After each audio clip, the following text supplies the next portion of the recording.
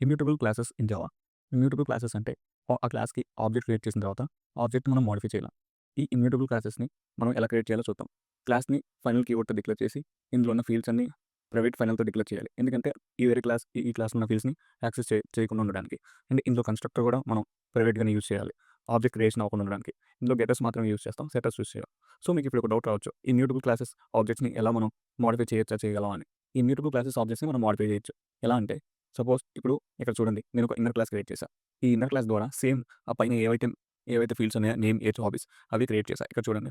ఈ inner class ఏం చేస్తదంటే మనం ఇప్పుడు మనకి ఇమ్యూటబుల్ క్లాస్ ఉంది కదా! ఇమ్యూటబుల్ క్లాస్ ఆబ్జెక్ట్‌ని ఎటువంటి విధంగా ఎఫెక్ట్ చేయకుండా ఇన్నర్ క్లాస్‌లో సేమ్ కాపీస్ క్రియేట్ చేసి సెట్టర్స్ క్రియేట్ చేస్తాం.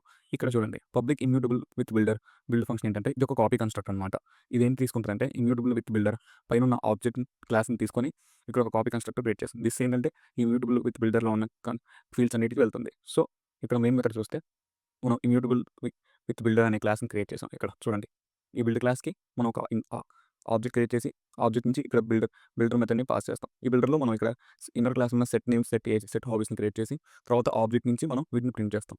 సో ఇలాగ మనం ఇమ్యూటబుల్ క్లాస్ యొక్క ఆబ్జెక్ట్స్‌ని ఎటువంటి విధంగా ఇమ్యూటబుల్ ఆబ్జెక్ట్‌ని మోడిఫై చేయకుండా కాపీ కన్‌స్ట్రక్టర్ యూజ్ చేసి మనం మోడిఫై చేస్తాం.